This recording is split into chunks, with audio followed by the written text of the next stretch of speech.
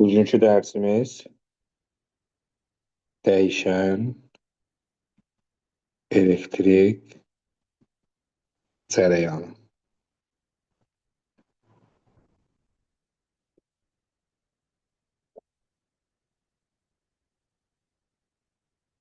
Əvvəla dəyişən elektrik cərəyanı nədir?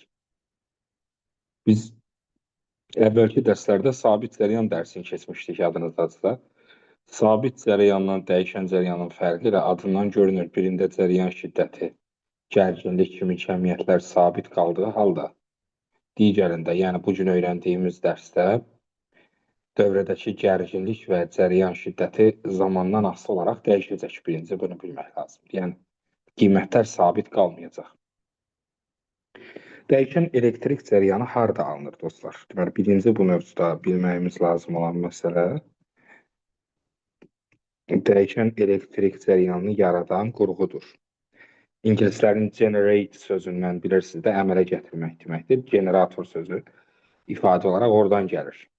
Yəni yaradan, əmələ gətirən mənasında dəyişən elektrik cərəyanı yaradan qurğuya generator deyirlər. Generator elektromaqnit induksiya hadisəsinə əsaslanaraq dəyişən cərəyan yaradır. Yəni sual çıxsa ki, generatorun iş prinsipinə əsaslanır. Onda biz nə deməliyik? Elektromaqnit induksiya deməliyik. Elektromaqnit induksiyanı bir qısaca xatırlamağa çalışaq. Yadınızdadırsa demişdik ki, elektromaqnit induksiya mövzusunu bir sözlə ifadə etsək, o hansı söz olardı? Dəyişmə. Dəyişmək. Halal olsun. Dəyişmək olardı. Bəli. Yəni, məsələn, bizim bir sabit maqnitlərdən ibarət güclü maqnit sahəmiz var. Bu sahənin içərisində də bir qapalı konturumuz var. Belə bir dənə qapalı konturumuz var. Qapalı kontur deyiləndə hər tərəfi bağlı çərçivəni nəzərdə tuturuq. Və xatırlayırdınızsa, bu qapalı konturda heç bir dəyişiklik hiss olunmurdu. Nə vaxta kimi? Döndürənə qədər. Döndürənə qədər. Bax, bunu mərkəzindən keçən ox ətrafında omega sürəti ilə fırladıram. Bucaq sürəti ilə. Hərqəni fırlatmağa başlayanda sizin də dediyiniz kimi bu konturun içindən keçən maqnit seli dəyişir. Maqnit seli dəyişəndə orada müəyyən qədər cərəyan yaranır da, yadınızdadır. Maqnit sahəsi dəyişəndə induksiya cərəyanı yaranırdı. İndi maqnit selinin düsturunu xatırlayaq. Fi bərabər idi yadınızdadırsa. B vurulsun S vurulsun kosinus alfa. Siz bunu müəyyən sürətlə döndərirsiniz. Çeviri üzrə hərəkət dərsindən yadınızda dönmə bucağı deyək alfa. Nə idi düsturu? Omega T deyildi. Bəli. Dönmə bucağının sabit hərəkəti, yəni sabit sürətlə çevrə üzrə fırlanma hərəkətində dönmə bucağının düsturu omega vur T-dir. Onda alfanın yerinə omega vurulsun T yazmaq olar. Gəlin yazaq. Fi bərabərdir. B vurulsun S vurulsun kosinus omega T. Gördüyünüz kimi maqnit selinin artıq uzaqdan yox, zamandan asıllıq tənliyi var əlimdə. Kosinus tənliyini siz yaxşı bilirsiniz ki, maqnit sel əgər kosinusla dəyişirsə, onda maqnit selinin zamandan asıllığı kosinusla getməlidir. Müəyyən bir qiymətdən başlamalıdır, maksimal qiymətdən. Bu formada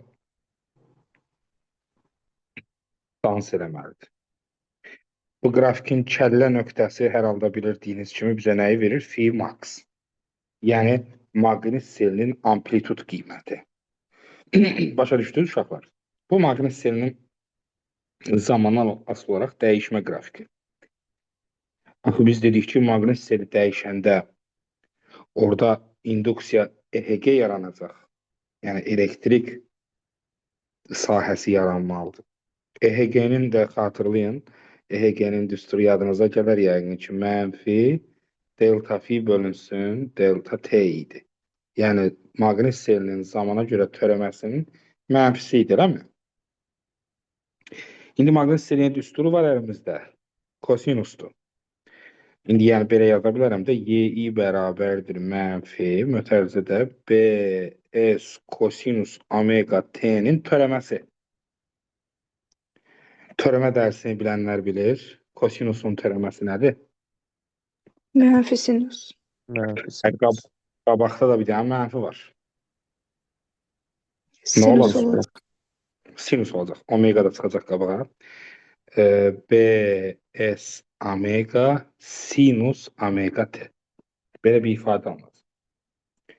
Ay müəllim, mən törəmə bilmirəm falan, mən belə olmaz deyənlər varsa, olmasın elə deyənlər. Çünki çox dərin bir törəmə bilgisinə burada ehtiyacınız yoxdur.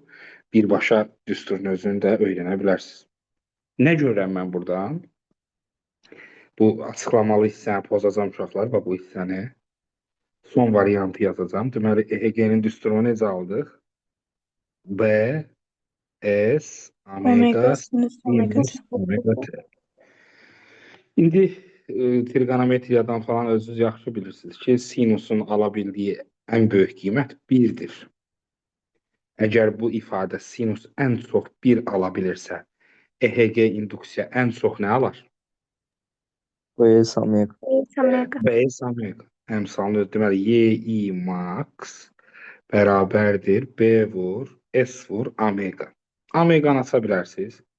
2 pi Bs böl T yazmaq olar. 2 pi nö Bs də yazmaq olar. Bu zat dərsində, elektromaqnet induksiya dərsində də bir qısaca demişdik ki, bir halqadan istifadə eləmək, yəni bir konturdan istifadə eləmək bəzən ağıl karı deyil. Biz istəyirik ki, çoxlu sayda konturdan istifadə edək. Yəni dolaqlar çox olsun. Dolaqların sayını n deyə qəbul eləsək, hər bir dolaqda yaranan induksiya düsturu əlimizdədir. Onda n sayda dolaqdan ibarət sistemdə EHG-nin maksimal qiyməti üçün NBS omega düsturunu yaza bilərik. S-in gözəlliyi biraz insanı narahat edir. Bəli, NBS omega bax bu formada düsturu yazmaq nədir? Olar. Sinusla dəyişən bir tənlik almışıq, kəmiyyət almışıq. Ona görə də y-nin zamandan asılı qrafikini çəkəcəyik. İnduksiya EHG-nin zamandan asılılığını çəkəndə sinusdur. Sinus hardan başlamalıdır? Sıfırdan. Sıfırdan başlayıb yuxarı gedəcək, müsbət sinus. Bax, bu formada deməli fikir verirsinizsə, maqnit seli dəyişdiyi müddətcə orada induksiya EHG də müəyyən bir qanunla dəyişəcək. İndi sizə sual. Hansını qabaqlayır? Y fi qabaqlayır. Qrafikə yaxşı bax. Məsələn, fi-ni qabaqlasaydı. Fi qabaqlayır. Fi-dən bir qılça silsəm, səncə EHG-ni verir bu? Verməz. Vermədi. Gəl EHG-ni qabaqlayaq. Verdi fi-ni. Hə? Bəli. Bəli.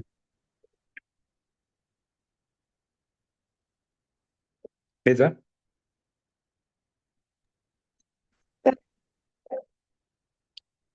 Bəli, bəli. Az oldu. Deməli, maqnit seli EHG rəqslərini fazaca pi bölü 2 qədərinə verir dostlar. Qabaqlayır. Deməli, burada nəyi bilməyimiz lazımdır? Qabaqlamaq məsələsi varsa, onda sən bilirsən ki, maqnit seli məsələn maksimal qiymət alanda induksiya EHG necə qiymət alacaq?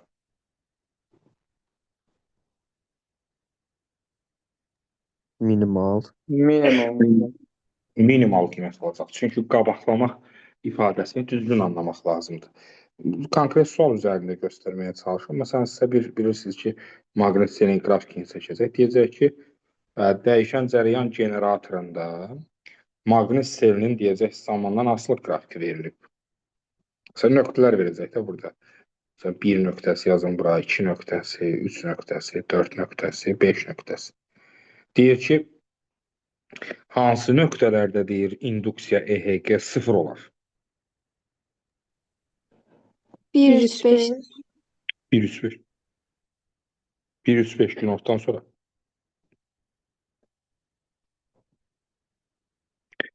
Hansı, məsələn, hissələrdə, suala bax, hansı hissələrdə deyir induksiya EHG artar?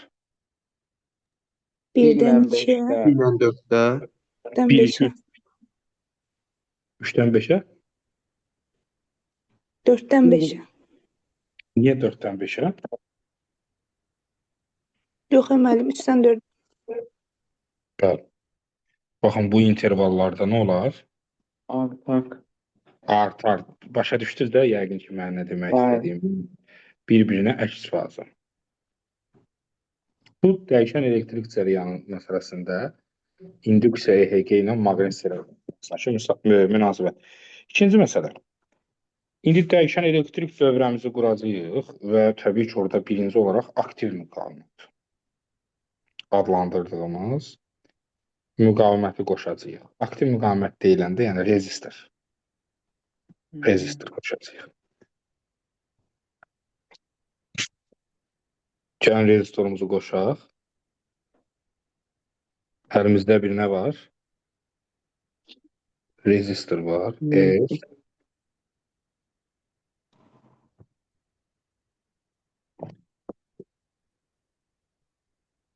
Burada bir dəyişən cərəyan dövrəsində bu arada mənbə belə dalğa ilə göstərilir uşaqlar.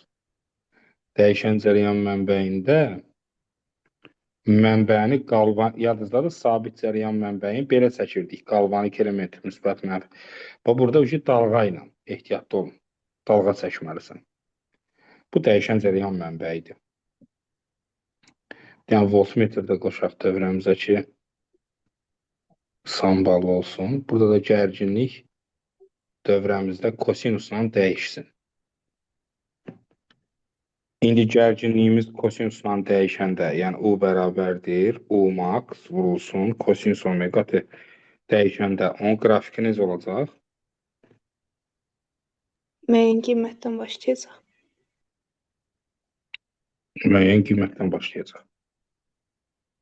Mən istəyirəm cərəyan şiddətini alam. Cərəyan şiddətinin düsturunu bilirəm. I bərabərdir, U bölür. Onun yerinə yuxarıdakı ifadəni yazsam, olacaq UM böl R kosinus omega t. UM böl R də IM-i verəcək. İ'nin gözəlliyi diqqətimi cəlb elədi. IM vurulsun kosinus omega t. Buradan alıram ki, gərginlik kosinusla dəyişəndə cərəyan şiddətdə necə dəyişəcəkdir? Kosinusla.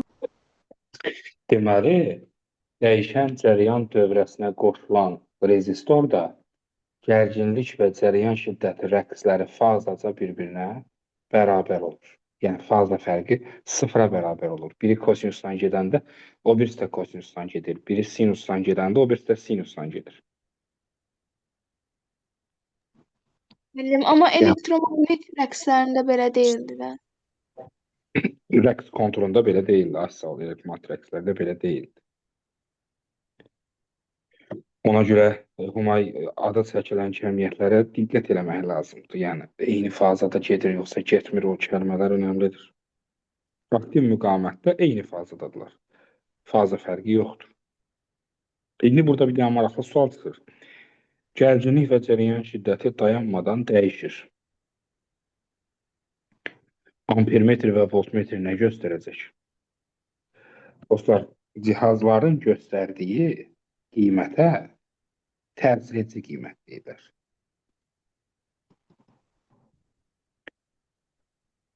Cihazlar təkrar edirəm. Ampermetrin və voltmetrin göstərişi təbii ki, maksimal qiyməti göstərməyəcək. Yəni, çünki qiymət artır, azalır, artır, azalır. Orada maksimalı göstərsə, o birisinin xətrinə dəyər. Ona görə də maksimal yox, ortalama bir, belə deyək də, qiymət, o qiymətə təsir edici qiymət deyirlər. Və laboratoriya şəraitində dəyişən cərəyan dövrəsini bağlayan zaman biz cihazların göstərişinə baxanda görürük ki, amplitud qiymətdən təsir edici qiymətlər kök hətta 2 dəfə azdır. Məsələn, cərəyan şiddətin amplitud qiyməti IM-dir də. IM-i kök 2-yə böləndə nə alınırsa onu göstərir. Və ya voltmetr. Voltmetr gərginliyin amplitudunu yox, kök altıda 2 dəfə az qiymətini göstərir. Və bu göstərilən qiymətlərə deyirlər təsir edici qiymət. Yəni bu I ilə U nədir? Təsir edici qiymətdir. Çaşdırmaq üçün suallarda belə yazırlar. Özünüzdə görəcəksiniz test işləyəndə. Deyir ki, məsələn, dəyişən cərəyan dövrəsində voltmetr məsələn 20 volt göstərir. Təsir edici qiymət nə qədərdir? 20 volt. 20 volt. Çünki elə voltmetrin göstərişi təsir edici qiymətdir. Amma amplitud qiyməti versə, yəni məsələn deyəcək ki, cərəyan şiddətinin amplitud qiyməti 40 kökdə 2-dir. Ampermetr necə göstərər deyir? 40. 40 göstərəcək. Az-sal. Yəni təsir edici qiyməti göstərəcək. Bu təsir edici qiymətlərin fərqlənməsi ilə barədə ümumiyyətlə biz bir şey də burada bilməliyik ki, aktiv müqavimətdə istilik miqdarı və güc məsələsini işləməliyik. Çünki istilik miqdarı Joule-Lenz qanunu yadınızdadır da Q-nun düsturları I kvadratı RT, U kvadratı bölü R vur T, I, U, T bu ifadələr xatirinizdə yəqin ki. İndi sən bu ifadəni amplitud qiymətinə yazmaq istəsən, I təsir edici qiymətdir. Amplitudla yazsam düstur necə olar? Yəni I-nin yerinə, I-nin əvəzinə IM böl kökdə 2 yazsam nə olar? I kvadratı RT böl 2. Ay sağ ol. Olacaq IM kvadratı RT böl 2. Digərində eləsəm, UM kvadratı T bölünsün 2. Digərində eləsəm, IM, UM, T böl 2. Yenə təkrar edirəm. Sualın içərisində çəkiləndə adlara fikir verəcəksən. Təsir edici qiymət deyiləndə budur. Amplitud qiymət deyiləndə, yəni maksimal qiymət deyiləndə budur. Düsturları qarışdırmaq olmaz. Eyni şey gücə də aid eləmək olar. Gücün düsturları.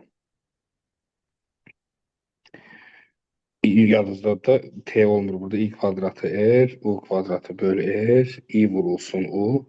Amplitudla yazsaq, IM kvadratı R bölü 2, UM kvadratı bölü 2R, IM, UM bölünsün 2.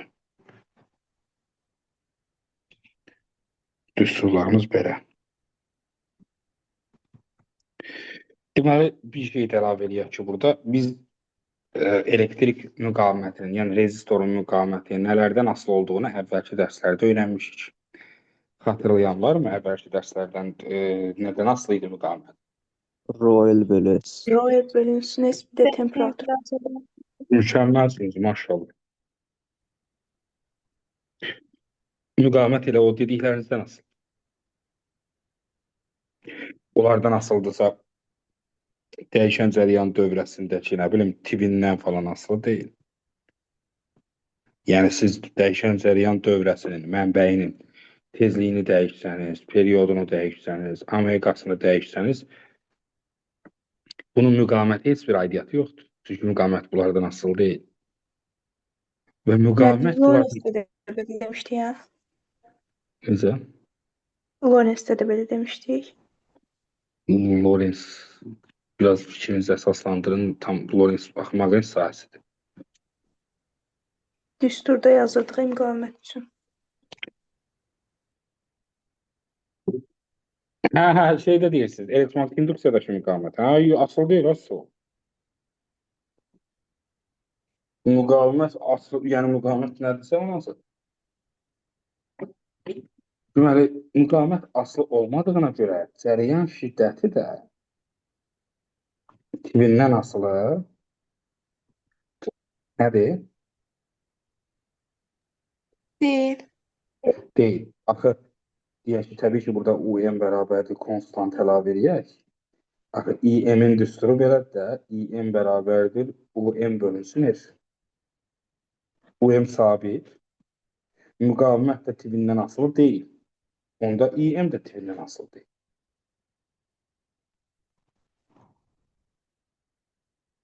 Deməli, aktiv müqavimətdə kim kimi qabaqladı dostlar? İ qabaqladı. Hə? İ qabaqlayır. İkisinin də fazlası eynidir. Nigar olmadı qadası. Aktiv müqavimət olanda heç kimi qabaqlamır. İkisinin də fazlası eynidir.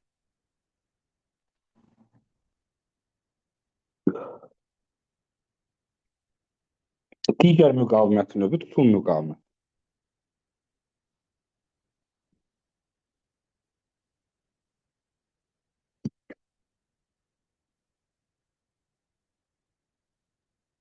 Nə müqaviməti? Tutum Tutum müqaviməti. müqavimət. Tutum müqaviməti ifadəsindən yəqin təxmin edirsiniz. Bu zaman dəyişən cərəyan dövrəsinə kondensator birləşdirilir.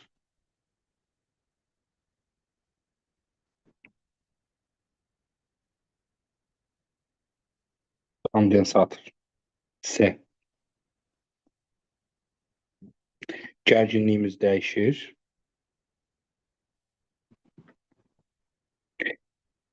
Bir şeyə də diqqət edin. Sabit cərəyan kondensatordan yadınızda keçmirdi. Amma dəyişən cərəyan dövrəsində kondensatordan istifadə etmək olur. Burada kim kimi qabaqlayır sizcə?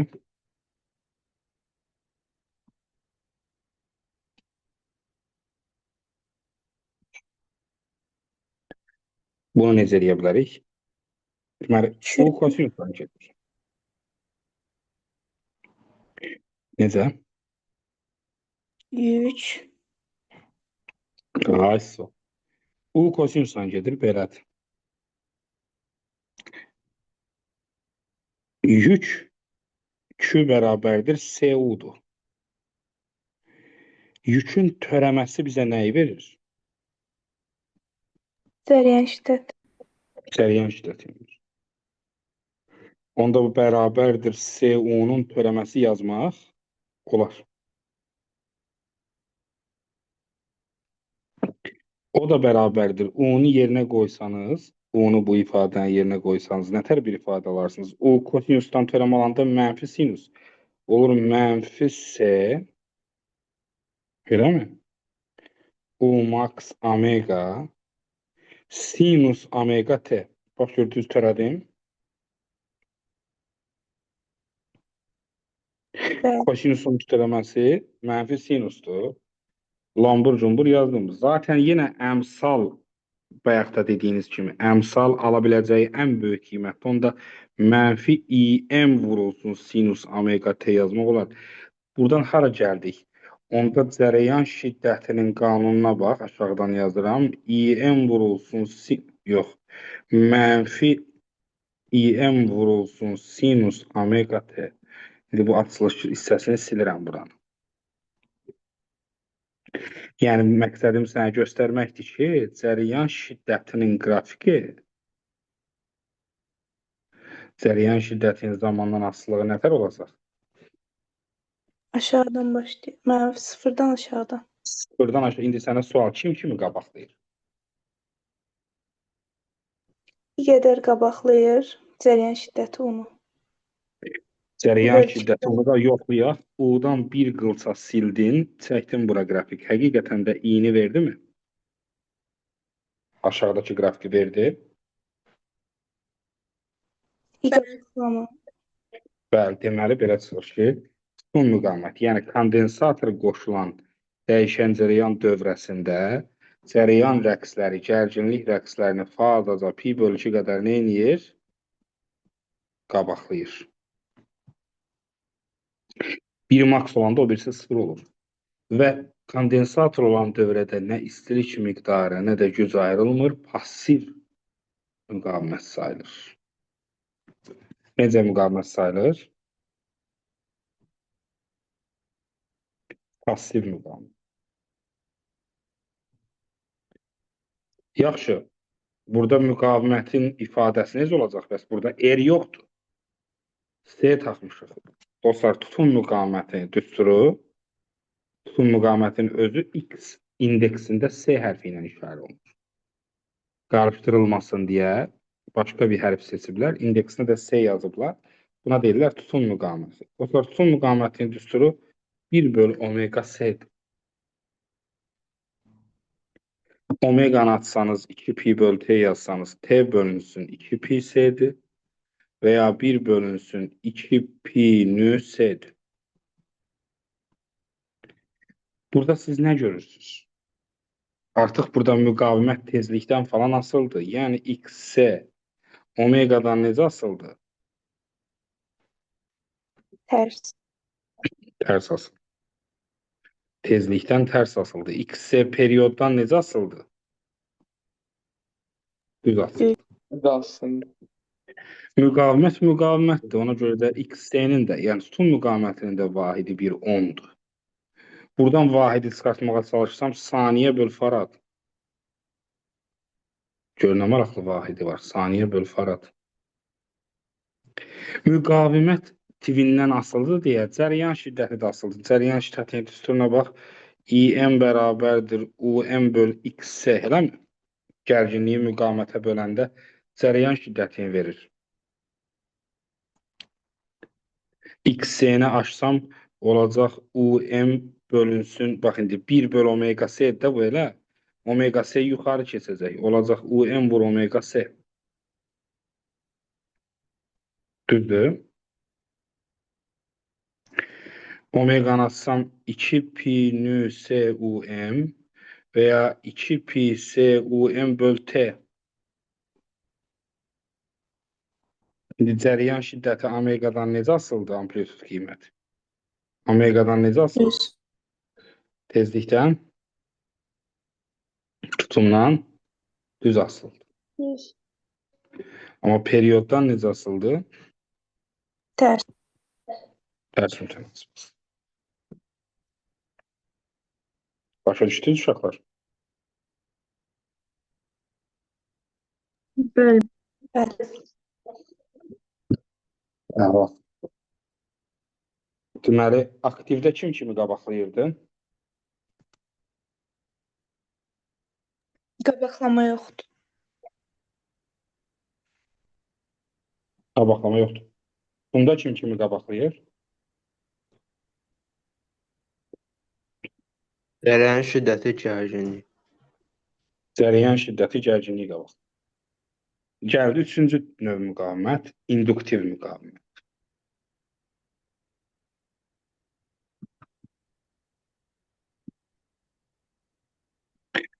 İnduktiv müqavimət induktivliyi olan bir sarğacın dəyişən cərəyan dövrəsinə bağlanmaqdır.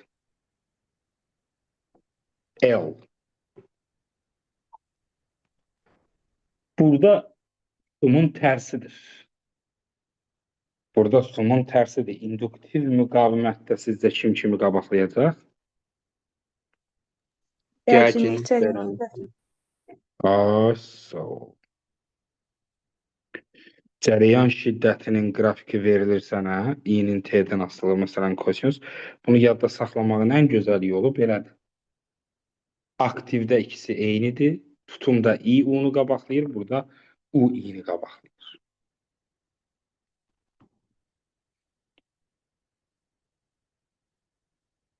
Bazaca pi bölgü qədər. Merak edən, yəni ürəyində ki, mən niyə belə oldu deyə fikirləşən varsa, mən o dərin yerlərə lazım olmayan hissəyə girmək istəmirəm. Amma bir şey yadda saxlaya bilərsiniz ki, xatırlayın da, orada EHG-ni alanda yadınızdadır. EHG var idi, L delta I böl delta T var idi yadınızda. EHG dediyin şey gərginlikdir. I böl T də cərəyan şiddətinin törəməsidir. Ona görə cərəyan şiddətinin törəməsindən gərginliyi alınır burada. Tutumdan fərqli olaraq. Deməli, gərginlik qabaqlayır. İnduktiv müqaviməti də X ilə işarə edirlər, amma indeksinə L yazırlar. Burada düstur belədir. Omega L. Omeganı açanda 2pi nü L ya da omeganın yerinə yaza bilərik. 2pi L böl T. İndi müqavimət XL omegadan nüdən necə asılıdır? Düz. Düz. Bəs perioddan necə asılıdır? Tərs asıldı. Eyni şəkildə cərəyan şiddətinə keçmək istəyirəm. Artıq U böl XL yazacağam. XL-in vahidi nədir? Vahid deyirəm, düsturu nədir? Omega L. Eləmi? UM bölünsün 2 pi nü L veya UMT bölünsün 2 pi L. Onda cərəyan şiddəti IM nödən omegadan necə asılıdır?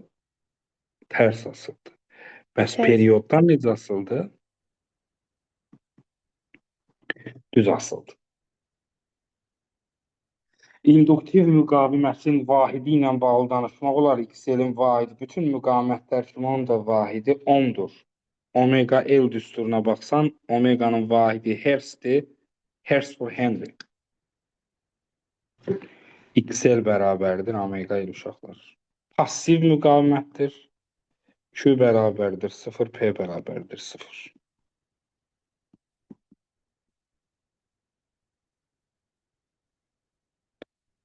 Belədir.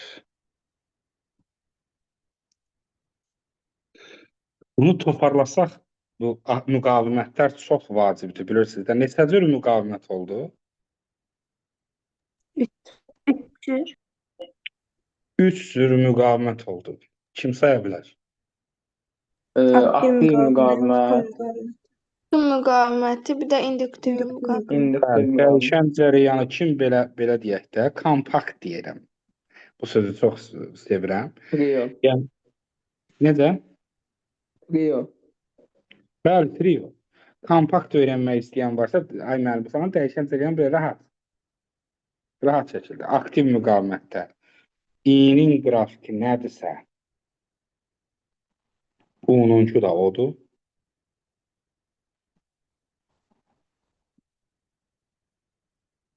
Eynidir.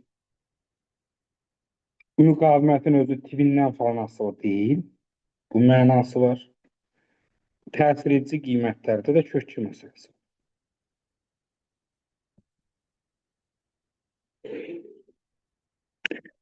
Tutun müqaviməti. Tutun müqavimətində kim kimi qabaqlayırdı? Cərəyan şiddət çərçivəsi. Ay, sol. Gərginliyin qrafiki verildi. Səndən cərəyan şiddətinin qrafikini istəyir. Onda cərəyan şiddətinin qrafiki olacaq belə. Fazaca qabaqlama var. XC tutun müqavimətidir. Əsas düstur 1 bölü omega S. İnduktivdə kim kimi qabaqlayır? Gərginlik cərəyan şiddəti. Bəli, U iğni verdi belə. Onun özünü çəkirsən, 1 qılsa qabaqlayır. XL-in düsturu omega L. İmtahanlarda bilənlər bilir, bu ikisinin düsturu çox qarışdırılır. Deyir, bilmirəm, hara yazın bunu. Yəni, 1 böl omega L-dir, yoxsa omega S-dir, yoxsa 1 böl omega S-dir falan deyir, onları qarışdırırım. Yol nədir səncə?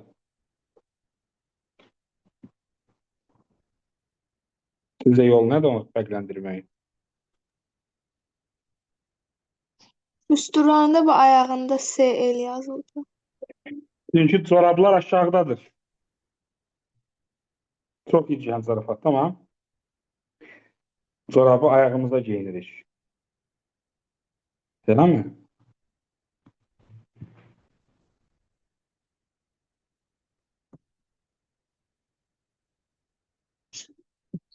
Ona görə də eşit zarafatı olsa da həmişə yadınızda qalacaq bir ifadədir. Başa düşdünüz dostlar? Bəli, müəllim. Bəli.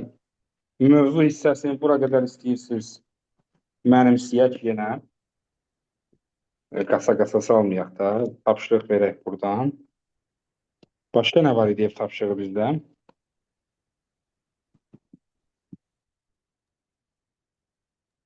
Çox sağ olun. Halaldır. Deməli, uşaqlar, qrupa bir nəfər zəhmət, Nigar sən yazırdın deyəsən, kimsə yazırdı tapşırıqları. Bəli, yazıram. Bəli, 183-də bu hardan başlayır? Hə, atıyor. 183-də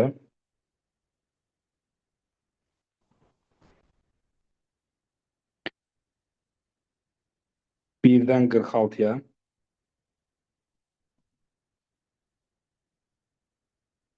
gəldiniz.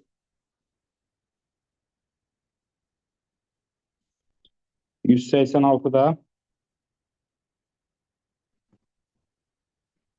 birdən 45-ə.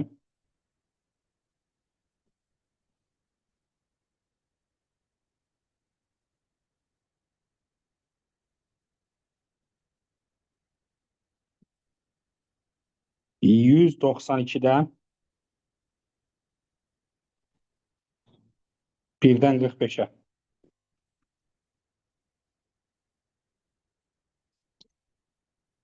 Qeyd elədiniz. Bəli. Çox sağ olun.